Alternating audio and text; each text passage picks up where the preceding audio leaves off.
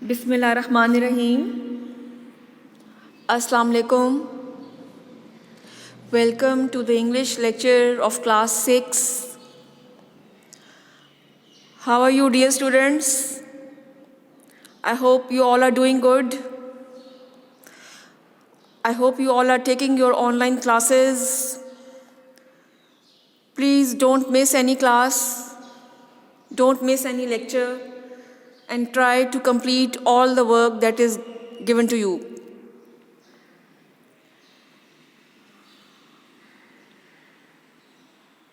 As you all know that due to COVID, we have arranged these online classes for you. And we are not sure कि हमारे जो schools हैं वो कब open होंगे. So this time I want all of you to take online classes so that you don't miss any work and we don't have to repeat that work when you come back. Because last time भी ऐसा हुआ था कि बहुत से बच्चे जो थे ऑनलाइन क्लास लेने में इतने सीरियस आई वुड से नहीं थे, जिसकी वजह से जब आप लोग वापस आए तो दोबारा से कोर्स जो है वो करवाना पड़ा. बिकॉज आधी क्लास ने लिए थे लेक्चर्स और आधी क्लास ने बिल्कुल भी बॉदर नहीं किया था. सो दिस टाइम आपको you are receiving your lectures on WhatsApp also. In case you are having any problem, या अगर आपको अपनी किसी फ्रेंड का पता है जो व्हाट्सएप पे लेक्चर जिसको नहीं मिल पा रहा due to some internet issue या जो भी प्रॉब्लम है, तो I request you to please guide your friend. जो भी आपकी क्लास में ऐसी लड़की है जो नहीं लेक्चर मिल रहा या उसको समझ नहीं आ रहा, तो प्लीज़ आप मेक श्योर करें, एक दूसरे की हेल्प करें, एक दूसरे को गाइड करें कि ऑनलाइन जो स्पेशली जो इंग्लिश का हम काम कर रहे हैं, क्लास में कौन सा बुक में कौन सा काम हो रहा है, कॉपी पे कौन सा काम करना है, और कितने हमने यूनिट्स जो हैं वो कंप्लीट कर लिए हैं, और ग्रामर या पोर्शन में जो है वो हमने लाइक लेटर कौन सा किया है, एप्लीकेशन, और ये स्टोरीज एंड ऐसे जो है हमने कौन सा लिखा है. तो प्लीज़ आप अपनी फ्रेंड्स को गाइड करें. अगर आपके घर के करीब रहती हैं तो आप उन्हें अपनी कॉपीज़ दे सकती हैं so that she can complete her work. But I am sure कि मोबाइल फ़ोन्स तो सबके घर पे हैं ही, और सब जो हैं वो ऑनलाइन जो है लेक्चर जो है वो किसी आइडिया आप लोगों को मेन हो ही जाता है कि आज क्लास में जो है वो काम क्या हुआ है, किस बुक से जो है वो काम हुआ है. और होमवर्क पे भी मैं जो देती हूँ आपको, मैं क्लियरली आपको मेंशन करती हूँ कि आपने कौन सा काम बुक पे करना है, कौन सा कॉपी पे करना है. So as you all remember, last week we completed our unit 6, and that was a poem Drive the Nail Aright by Norman MacLeod. और इसका जो थीम थी, मेन आइडिया था, सेंट्रल आइडिया वो यही था कि you have to make an effort, you have to try and try again, you have to do all the work that is given to you with determination and willpower. हिम्मत नहीं हारनी. बेशक एक दफ़ा failure का सामना भी हो जाए, even then you don't have to lose your hope, you have to try and try again. और इसमें जो था in this poem the poet advises the youth, basically जो हमारी यंग जनरेशन है, जो स्पेशली जिन पे फ्यूचर जो है वो डिपेंडेंट होता है किसी भी कौम का, जो स्पेशली यूनिवर्सिटी स्टूडेंट्स होते हैं, कॉलेज स्टूडेंट्स होते हैं, कि वो अपना फोकस ना उठाएं. Their focus should be on their work, they should not lose their grip. और the poet actually he advise the youth to do work in a correct way, and that correct work also at a right time.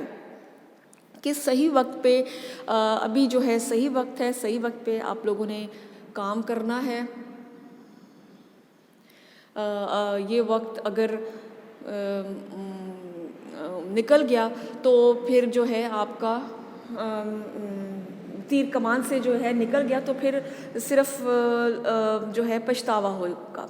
तो जो right as पे जो पढ़ाई की as है उसी पे पढ़ाई की जाए, या कोई और काम है तो उसको पूरी मेहनत के साथ और पूरी लगन के साथ किया जाए। उसमें जो ईडियम यूज़ किया है that is while the iron is hot, यानी कि जब सही टाइम और सही मौका है टाइम का किसी भी काम का तो उसको उसी वक्त ही किया जाए। And the poet also says that if they have to do a work they must have a will to do it, otherwise they will not be successful. तो जो भी आप काम करते हैं उस काम को करने के लिए आपका इरादा होना चाहिए, आपका हिम्मत होनी चाहिए, आपका एक मकसद होना चाहिए। Only then you will succeed. अगर आप हिम्मत से काम नहीं कर रहे, इंटरेस्ट लेके काम नहीं कर रहे, या आपका कोई पैशन नहीं है उस काम करने में, तो आप कभी भी कामयाब नहीं होंगे। If they want to reach the top, the poet also says कि if they want to reach the top, they must start putting effort from the beginning. कोई भी जो है रातों रात जो है कोई भी एक कामयाबी पे नहीं, कामयाबी की मंजिल पे नहीं पहुंचता, उसके लिए एफ़र्ट करनी पड़ती है। बट एफ़र्ट जो होती है वो स्टार्टिंग से होती है। ऐसा नहीं हो सकता कि आपने एग्ज़ाम्स से पहले 2 दिन जो है आप रात को भी ना सोएं और रातों को पढ़ते रहें। यू विल नेवर सक्सीड कि भाई हमने तो 24 घंटे पढ़ा। उसके लिए आपकी जो है वो शुरू से ही एफ़र्ट होनी चाहिए। थोड़ा थोड़ा करके आप पढ़ें और थोड़ी थोड़ी करके एफ़र्ट शुरू से ही डालनी पड़ती है। The poet also says that they should not be discourage with failure, यानी कि अगर आपको कभी नाकामी का सामना करना पड़ता है, कभी कोई फेलियर का सामना करना पड़ता है, तो आपको उम्मीद नहीं खोनी, आपको हौसला नहीं खोना, आपने हिम्मत नहीं हारनी। और इनफैक्ट जो अगर आपकी कोई फ्रेंड है जो मतलब या आपके कोई जानने वाले हैं जो फेल हो जाते हैं या कोई काम में करने में नाकाम हो जाते हैं, आप उनको जाके इंकरेज करें, उनकी हिम्मत बंधाएं, उन्हें मोटिवेट करें, उन्हें बकअप करें, उनका मोरल बूस्ट करें कि वो नेक्स्ट टाइम जो है थोड़ी एफ़र्ट करेंगे, थोड़ी मेहनत करेंगे तो वो सक्सेसफुल हो जाएंगे। They must, the poet says that the youth must try again and again, they will surely be successful in the end. वही बात के जो मैं बार बार रिपीट कर रही हूँ कि हमें मेहनत करनी चाहिए। उसके बाद अगर हमें लगे कि हमारा वो पूरा हमें सिला नहीं मिला या समथिंग लाइक दैट, तो हमें और मेहनत करनी है और से और मेहनत करनी है। और जब जितनी ज़्यादा हम मेहनत करेंगे, finally we all are going to succeed. So today we are going to do an exercise that is on page 44 of your textbook. Bright की जो text book है, I want you all to open that book. Page number is 44 और आज जो इसमें हमारा grammar का topic है that is present participle. Okay, so page 44, present participle is the present form of a verb that ends in ing. It has 2 functions. It is used as a verb in the formation of the continuous tense. It also functions as an adjective when it is used to qualify a noun. अच्छा, present participle वो होते हैं, as you know that verb की जो है first एक तो base verb होता है हमारा, फिर उसका पास्ट टेंस होती है और फिर उसका पास्ट पार्टिसिपल होता है। नाउ प्रेजेंट पार्टिसिपल में जो है वो हम क्या करते हैं कि जो बेस वर्ब होता है यानी ये जो फर्स्ट फॉर्म होता है मोस्टली वो लिख के आगे आईएनजी जो है लगाया जाता है। तो जब जिस भी वर्ब के आगे आईएनजी लगाया जाए उसको हम कहते हैं प्रेजेंट पार्टिसिपल। और जब हम कंटिन्यूस टेंस लिख रहे हों दैट तो उसमें जो है वो वर्ब की सूरत में यूज़ होता है प्रेजेंट पार्टिसिपल, और या अगर एडजेक्टिव की सूरत में भी ये यूज़ होता है जब हम किसी नाउन को डिफाइन कर रहे हों। इसको आगे डिटेल में जाने से पहले let me give you a recap of what a verb is. Verb, I hope you all remember, verb is a word which shows an action. किसी भी यानी काम करने या होने को we say verb. और ये प्रेजेंट पार्टिसिपल को ING form of the verb भी बोला जाता है। तो ये हमें एग्जाम्पल दी हुई है, द बर्ड्स आर चिपिंग, यानी कि बर्ड्स जो हैं वो चहचहा रही हैं। तो यहाँ पर ये क्या किस वर्ड के आगे आईएनजी यूज़ हो रहा है, दिस चिपिंग। तो यहाँ पे ये एज अ वर्ब यूज़ हुआ है क्योंकि हमें एक्शन बताया जा रहा है किसका, बर्ड का। She is gazing at us, gazing means मतलब गौर से देख रही है। तो गौर से देखना, तो यहाँ पे भी ये जो गेजिंग है ING form of the verb, ये एज अ वर्ब यूज़ हो रहा है बिकॉज ये एक्शन है जो हमें बताया जा रहा है कि ये लड़की जो है कौन सा एक्शन परफॉर्म कर रही है, gazing. So this present participle is used as a verb in these two sentences. Okay, अब now here are some two examples जिसमें प्रेजेंट पार्टिसिपल यूज हो रहा है as an adjective. A drowning person, अब drowning कौन सा word है जिसमें आईएनजी यूज हो रहा है, जी ड्राउनिंग। आगे क्या है, पर्सन। तो ड्राउनिंग मीन्स डूबता हुआ, बिकॉज ये किसको डिफाइन कर रहा है, पर्सन को। Person is a noun. अभी इसमें एक्शन से ज़्यादा ये बताया जो वर्ड ड्राउनिंग है वो इस तरह से यूज़ हो रहा है कि वो पर्सन को क्वालिफाई कर रहा है, पर्सन को डिफाइन करता है कि कौन सा पर्सन। ड्राउनिंग पर्सन मीन्स कि डूबता हुआ आदमी, क्लचेस एट अ स्ट्रॉ। तो पर्सन को चूंकि डिफाइन कर रहा है, so any word, person is a noun and any word that defines or qualifies a noun is called as adjective. Okay, second हमारी एग्जाम्पल है, it is difficult to calm a crying child. अगर मैं इस sentence को इस तरह लेती हूँ कि तस्बीहा इज़ क्राइंग, तो क्राइंग जो है वो एक एक्शन है जो हमें बता रहा है कि कौन कर रहा है, तस्बीहा कर रही है, क्या कौन सा एक्शन है, क्राइंग यानी रो रही है। तो वो तो एज अ वर्ब ही यूज़ होगा। But over here in this sentence, if you see this sentence again, it is difficult to calm a crying child. यहाँ पर जो है क्राइंग चाइल्ड मीन्स रोता हुआ बच्चा। तो चाइल्ड इज़ अ नाउन और बताया जा रहा है कि चाइल्ड किस किस्म का है, क्राइंग चाइल्ड यानी रोता हुआ बच्चा। तो इस सेंटेंस में क्राइंग जो है वो वर्ब से ज़्यादा एज एन एडजेक्टिव यूज़ हो रहा है। तो इन दोनों सेंटेंसेस में हमारे जो प्रेजेंट पार्टिसिपल हैं, एक है ड्राउनिंग और दूसरा है क्राइंग, ये एज एडजेक्टिव यूज़ हो रहे हैं। और ऊपर जो है gazing and chirping, in these two sentences the present participles are used as verbs.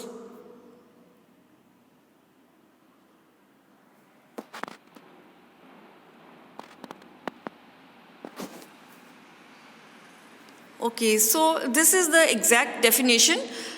A present participle is a word that ends in ing, is formed from a verb, is used as an adjective or for verb tense.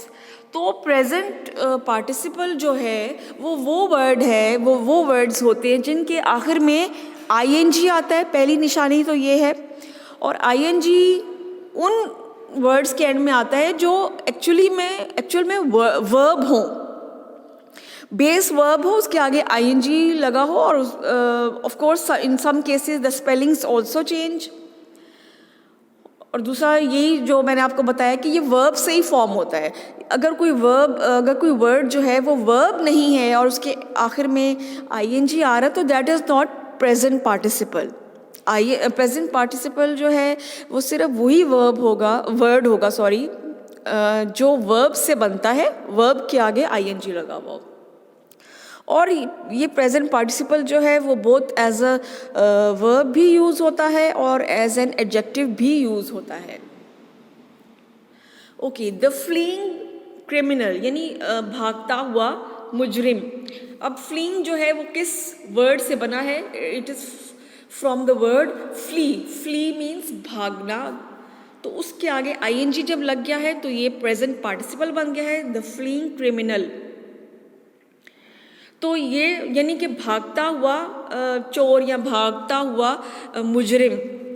तो ये as an adjective use हो रहा है because ये word define कर रहा है criminal को, मुजरिम को, कि कौन सा मुजरिम, जो भाग रहा था। ही वॉज वेविंग हिज, आप सोड यूज़ कर लें इसकी जगह, ही वॉज वेविंग हिज सोड, तलवार मतलब। अब वेविंग का मतलब क्या है? हिलाना, कि वो हिला रहा था। क्या चीज़ हिला रहा था? अपनी तलवार या सोड जो है वो हिला रहा था। अब यहाँ पर ये वेविंग वर्ड जो है वो किसी नाउन को डिफ़ाइन नहीं कर रहा, ये एक एक्शन शो कर रहा है कि वो अपनी जो तलवार था, जो सोड थी, उसको हिला रहा था, वेव कर रहा था। तो ये एक्शन के तौर पे चूँकि यूज़ हुआ है, तो इसको हम जो है यहाँ पर वेविंग जो है एज अ वर्ब यूज़ हो रहा है।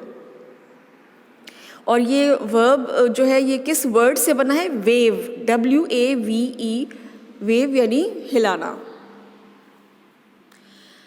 अच्छा, जैसे कि अभी in the previous slide I told you कि when we add ING to the base verb to form present participle, तो कुछ देयर आर सम वर्ड्स जिनके स्पेलिंग्स जो हैं दे ऑल्सो चेंज, और कुछ वर्ड्स जो हैं they remain the same. Now you can see the examples कि जिन वर्ड्स के एंड पे Y आता है उसके आगे तो कोई स्पेलिंग चेंज नहीं होगा, उसमें you just have to add ING और वो present participle will be formed.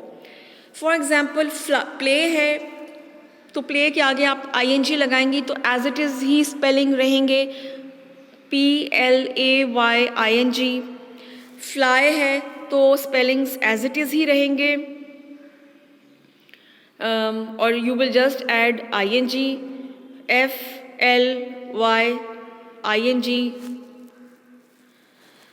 फिर हमारे पास है स्टडी यानी पढ़ना, तो स्पेलिंग्स वही रहेंगे, हम जस्ट जो है ING इस वर्ब के आगे ऐड कर देंगे, STUDYING। Now you see these all three words, they are verbs because they are showing action. Play मतलब खेलना, fly उड़ना, study यानी पढ़ना। तो वो वर्ड्स जिन वर्ब्स जो है जिनके एंड पे Y आता है उसमें के आगे जब आप प्रेजेंट पार्टिसिपल फॉर्म करेंगे तो you just have to simply add ING और स्पेलिंग्स में they will be no change.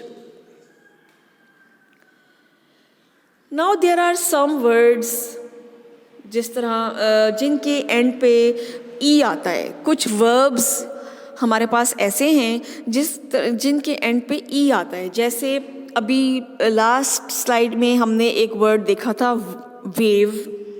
इधर you can see there are some example, only 3 examples are given. First word is dance, फिर fake है, फिर rhyme है। Okay, dance में you see last word is E।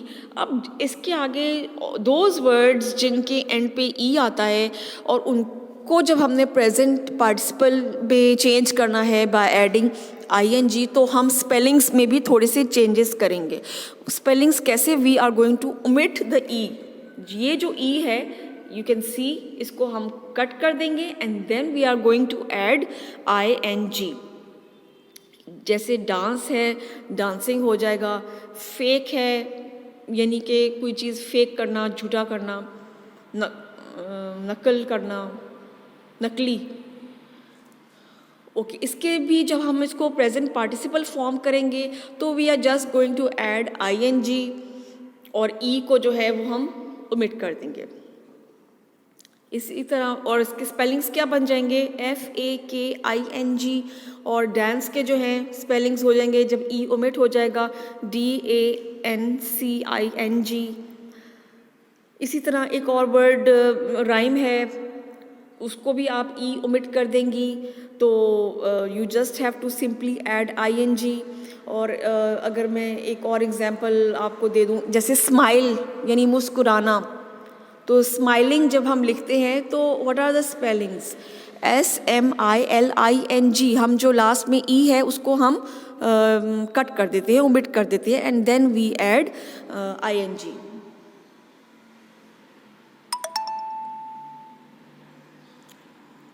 Okay, now there are some words, verb हैं कुछ जिनके end पे E आता है। जैसे सी मतलब देखना। अब देखना, सी इज़ अ वर्ब, और देखना यानी एक्शन शो कर रहा है ना, ये एक एक्शन शो हो रहा है कि आप किसी को देख रहे हैं तो इट्स एन एक्शन।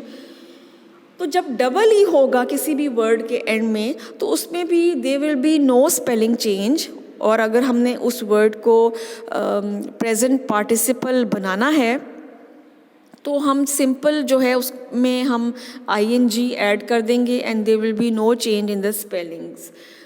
CSEE इसमें हमने जब ing ऐड करके प्रेजेंट पार्टिसिपल बनाना है तो इसके स्पेलिंग्स हो जाएंगे SEEING। फ्ली मतलब उड़ जाना, निकल जाना, FLEEING। एग्री यानी कि किसी की बात मान जाना, AGREE है इसके स्पेलिंग्स। बट जब आप इसको प्रेजेंट पार्टिसिपल में चेंज करेंगी तो स्पेलिंग्स सेम ही रहेंगे, आप इसमें जस्ट ing ऐड करेंगी, AGREEING।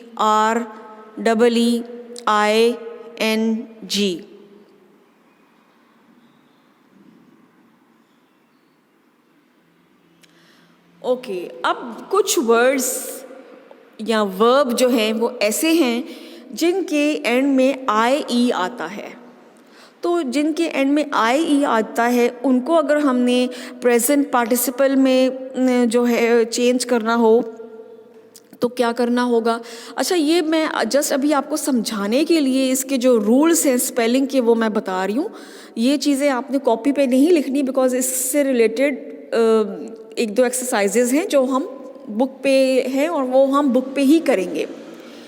बट उनको करने से पहले ऑल्दो इसमें बहुत से वर्ड्स हैं जिनके स्पेलिंग्स आपको आते ही हैं, बट मैं इसलिए आपको ये पढ़ा रही हूँ ताकि आपको जो रूल्स हैं कि इन केस आप किसी वर्ड के स्पेलिंग भूल जाते हैं या कंफ्यूज हो जाती हैं तो आपको पता होना चाहिए कि अच्छा इस वर्ड के आगे डबल ई आ रहा है तो हमने ing अगर लगाना है तो there will be no spelling change. Single E आ रहा है तो हमने उस लास्ट ई को ओमिट करके ing ऐड करना है। जिसके एंड में y आ रहा है उसमें हमने सिंपली ing ऐड करना है। नाउ यू सी हियर इस कुछ वर्ड्स हैं जिनके एंड पे ie आता है तो उस ie को हम ये देखें कट कर देंगे और in place of ie we will add y और फिर हम उसके साथ ing लिखेंगे। You got my point? This is a very important rule. अक्सर लोग इन वर्ड्स के स्पेलिंग्स में गलतियां कर देते हैं, मिस्टेक्स हो जाती हैं कि जो वर्ब जिनके एंड पे y आ रहा ie आता है उसमें हम सिंपली ie को कट करके y ऐड करते हैं इन प्लेस ऑफ ie और देन फिर प्रेजेंट पार्टिसिपल के लिए जो है हम ing ऐड कर देती हैं। जैसे यू सी फर्स्ट एग्जाम्पल आपको गिवन है डाई यानी मर जाना, इसकी स्पेलिंग्स हैं DIE। जब आपने इसको प्रेजेंट पार्टिसिपल में चेंज करना है बाय एडिंग ing तो the spellings will also change. और स्पेलिंग्स में जैसे अभी मैंने आपको बताया IE की जगह आप Y लिख लेंगी तो D के बाद Y आएगा and then you will add ing तो ये इसका प्रेजेंट पार्टिसिपल बन जाएगा dying, DYING। Okay, next word है LIE लाई यानी झूठ बोलना। इसको भी जब आपने प्रेजेंट पार्टिसिपल में चेंज करना होगा तो you will change the spellings also और स्पेलिंग्स हो जाएंगे इसके LYING। देन लास्ट वर्ड है, और भी बहुत से वर्ड्स हैं बट इसमें जस्ट आपको समझाने के लिए only 3 examples are given. TIE tie यानी बांध देना, और इसको भी जब हमने प्रेजेंट पार्टिसिपल में चेंज करना होगा तो IE की जगह हम क्या लिखेंगे, हम वी विल राइट TY और आगे ING जो कि निशानी है प्रेजेंट पार्टिसिपल की।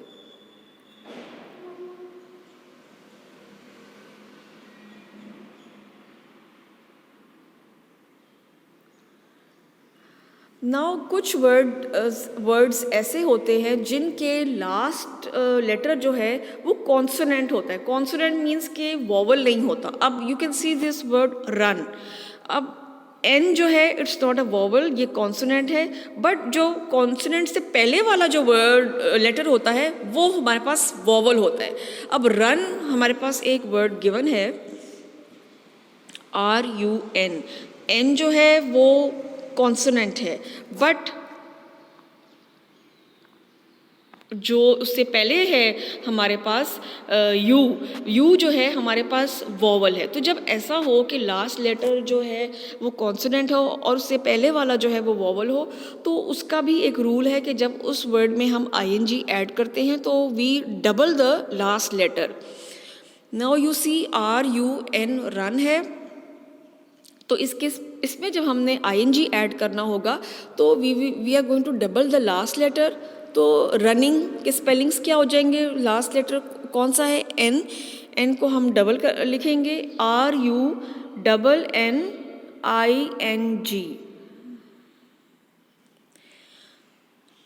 There are so many words जिस पे हम स्पेलिंग्स इस तरह लास्ट लेटर को डबल करते हैं, बट जैसे कि मैंने बताया कि just 3 examples to make you understand, और ताकि आपका जो कॉन्सेप्ट है क्लियर हो जाए, आपको थोड़े रूल्स जो है वो ये याद रहें कि कब हमने लास्ट लेटर को ओमिट करना है, कब हमने लास्ट लेटर को डबल करना है, और कब हमने जस्ट सिंपल ING ऐड करना है और कोई स्पेलिंग चेंज नहीं करनी.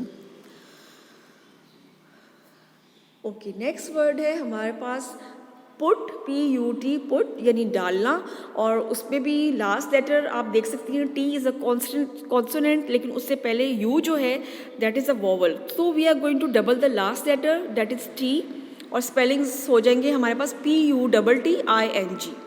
फिर इसी तरह ये है स्टॉप, STOP, और लास्ट लेटर को हम डबल करेंगे बिकॉज इट्स अ कॉन्सोनेंट, और उससे पहले जो यू है दैट इज़ अ वॉवल, तो P को डबल करके लिखेंगे STOPPING.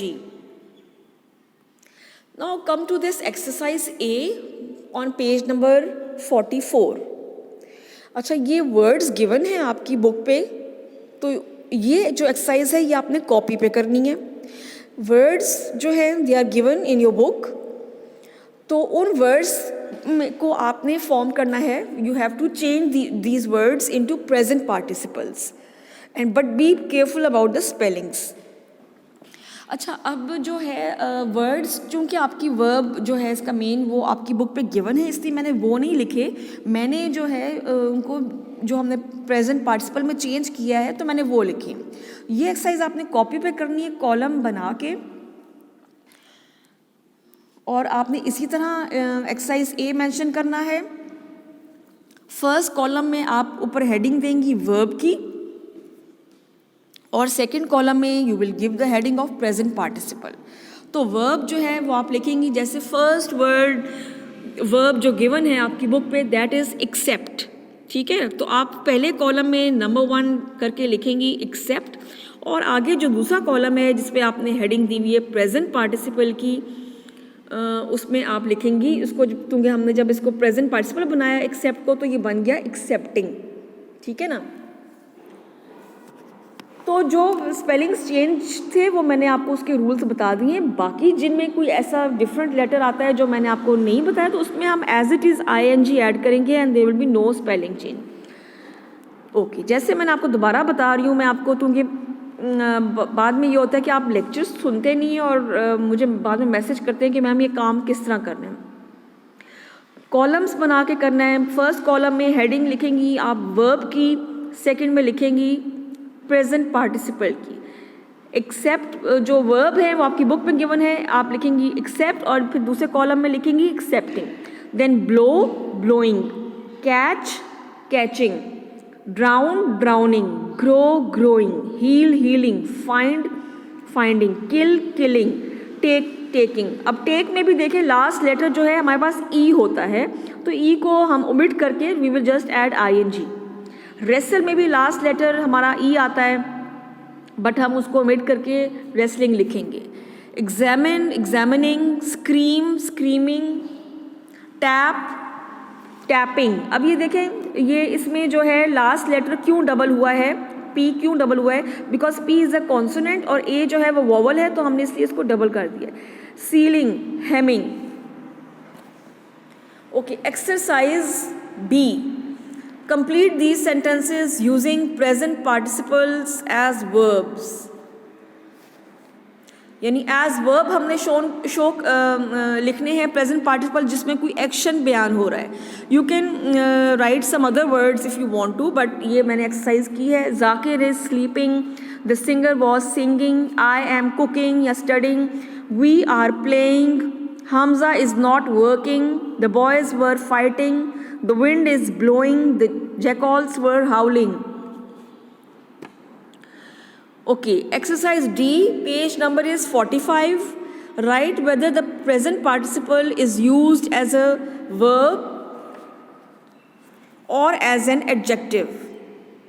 अब ये हर सेंटेंस में जो है वो दो तरीके से वही वर्ड यूज़ हो रहा है, बट आपने उसको बताना है कि वो एज एन एडजेक्टिव यूज़ हो रहा है या एज एन वर्ब यूज़ हो रहा है। The boy is shooting at the bird. Shooting मतलब कि वो मार रहा है, तो यह एक्शन के तौर पे शो हो रहा है। तो जब एक्शन के तौर पे शो हो रहा है तो दैट मीन्स कि this present participle is used as a verb. सबसे पहले तो आप आइडेंटिफाई कैसे करेंगे कि प्रेजेंट पार्टिसिपल कौन सा है। सबसे बड़ी आइडेंटिफिकेशन या निशानी जो है प्रेजेंट पार्टिसिपल की क्या है, वो ये है कि उस वर्ब के एंड पे आईएनजी आ रहा होगा। तो ये यहाँ पे एज एक्शन शो हो रहा है कि जो लड़का था वो मार रहा था चिड़िया को, मार रहा था शूटिंग, तो ये एज अ वर्ब यूज़ हो रहा है। अब ये है shooting arrows killed a bird. यहाँ पे शूटिंग एरोज यानी मारने वाले एरोज, किसको डिफाइन किया जा रहा है, एरो को। एरो एक चीज़ है यानी तीर चीज़ है, तो it is a noun. Shooting arrows means यानी मारने वाले तीर, तो ये डिफाइन कर रहा है नाउन को। So that means here shooting is use as an adjective. The weeping girl wanted a toy. Weeping girl, अब ये आप देखें, वीपिंग गर्ल मतलब रोती हुई लड़की। वीपिंग जो है डिफाइन कर रहा है, क्वालिफाई कर रहा है लड़की को, कि वो बता रहा है कि लड़की किस किस्म की थी, वीपिंग यानी रोती हुई। तो ये इसको डिस्क्राइब कर रही है, लड़की को डिस्क्राइब कर रहा है ये word weeping. So it means here weeping is use as an adjective. The little girl was weeping यानी कि छोटी बच्ची जो है वो रो रही थी। रो रही थी इट मीन्स कि एक्शन हो रहा था, काम हो रहा था कोई। So here weeping is use as a verb. The jumping dog hurt itself. पहले तो आप देखेंगे कि इसमें प्रेजेंट पार्टिसिपल कौन सा है। ऑफ कोर्स जिस वर्ब के एंड पे आईएनजी आ रहा है that is present participle. The jumping dog यानी कि छलांगे मारता हुआ डॉग, डॉग को डिफाइन कर रहा है ये वर्ब। तो here it is used as an adjective. The dog is jumping over the fence यानी कि डॉग जो है वो जंप यानी छलांगे मार रहा है, एक्शन शो हो रहा है, तो over here it is use as a verb. So इसी तरह ये एक्सरसाइज जो है ये आपने इसको कंप्लीट कर लेना है। इसमें टोटल जो है वो 9 सेंटेंसेस हैं।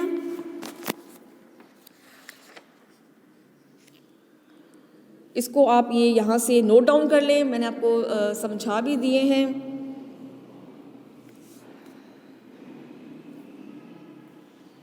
ओके, नेक्स्ट जो है, as you all remember last week we read 3 chapters of the novel the prince and the pauper. हमने 3 चैप्टर्स की रीडिंग की थी, साथ में मैंने आपको उर्दू एंड इंग्लिश दोनों में एक्सप्लेन भी किया था बहुत डिटेल में। This novel is written by Mark Twain. So today we are going to do its question answers. Chapter 3, 4, 5 ये काम भी आपने अपनी कॉपीज़ पे करना है। प्लीज़ लेक्चर्स को ध्यान से सुना करिए। मैं उस पर मेंशन करती हूँ कि कौन सा काम कॉपी पे है, कौन सा काम बुक पे है। अभी जो हमने प्रेजेंट पार्टिसिपल का मैंने आपको बताया, उस पर मैंने आपको सिर्फ ये बोला है कि एक्सरसाइज ए जो है पेज 44 पे, that you have to do in your copy. बाकी जो है वो बुक में जगह है और अब बुक में आपने कंप्लीट करना है उसको। सो क्वेश्चन नंबर 1, आप पहले हेडिंग देंगी novel the prince and the pauper, और ऊपर मेंशन करेंगी chapter 3, 4 and 5, just like this. और उसके बाद there are 6 question answers. Who was Lord Hertford, why did King Henry call him, इसको प्लीज़ ईडी को ओमिट कर लें। Lord Hertford was Prince Edward's uncle. He called him and told him that he will soon die, and he wanted his son Edward to be crowned as King of England. He wanted Lord Hertford to get everything ready for the coronation in the great church at Westminster Abbey. जो उनका ताजपोशी चाहता था king Henry अपने बेटे Edward की, क्योंकि वो उसका ख्याल था कि मैं बहुत जल्दी मरने वाला हूँ, और वो चाहता था कि उसके बेटे को ताज पहना दिया जाए, और उसके लिए चाहता था कि लॉर्ड हर्टफोर्ड जो है, जो अंकल था प्रिंस का, वो चाहता था वो उसके लिए अरेंजमेंट्स करे। What did Lord Hertford spoke to his friend Lord St. John about Prince Henry? What did Lord Hertford spoke about his friend Lord St. John about Prince Edward है, इसको एडवर्ड कर लें आप please. Lord Hertford told Lord St. John that he loved his nephew, but his poor nephew has gone mad. He said he knew me since he was a baby, but today Prince didn't recognize me at all. He was like a stranger in a strange land. Lord Hertford told that Prince talked a lot of nonsense about beggars and wanted to go to the fish street. Lord Hertford was worried that King Henry will soon die and then England will have a mad king. वो उसने अपने Saint John को बता रहा था कि ये जो प्रिंस है वो मैं उसको बचपन से जानता हूँ, बट आज ये अजीब बातें कर रहा है और ये बार बार फ़कीरों की बातें कर रहा है, फिश स्ट्रीट का जिक्र कर रहा है और कोई चीज़ पहचान नहीं रहा है। उसने कहा कि किंग हेनरी जो है वो तो बहुत जल्द मर जाएगा, तो ये क्या हम एक पागल किंग, हमारा जो एक पागल आदमी जो है हमारा किंग बन जाएगा। Why was the seal called the Great Seal? The seal was called the Great Seal because it was as big as a man's hand and very heavy. Only the king or his eldest son could use the Great Seal. उस ज़माने में जब कोई sign shine करना होता था तो great seal use होती थी उसके साथ में। How did Tom Candy's home look like? Tom Canty's है। Tom Canty's home was in a narrow and dirty street called Fish Street. It had small and dark rooms with broken stairs. Dirty straw covered the floor. His mother and sister sat in the straw like animals. Fifth question है, whom did John Carey hit on the head? Whom did John Canty hit on the head? John Canty hit Father Andrew on the head, who was feeling bored while sitting on the boat. Princess Elizabeth and Lady Jane Grey were feeling bored while sitting on the boat. ये Canty है, Tom Canty and John Canty, C-A-N-T-Y. So ये novel के आपने जितने भी question answers हैं ये आप अपनी कॉपी पे करने हैं, और जो एक्सरसाइज ए है पेज 44 की टेक्स्ट बुक की वो भी आपने अपनी कॉपी पे ही करनी है। प्लीज़ मेक श्योर कि आप सारा काम जो है वो कंप्लीट कर लें। आज आई होप आपको सारा लेक्चर समझ में आ गया होगा, कंप्लीट भी करेंगे आप काम। Thank you so much. अल्लाह हाफिज़।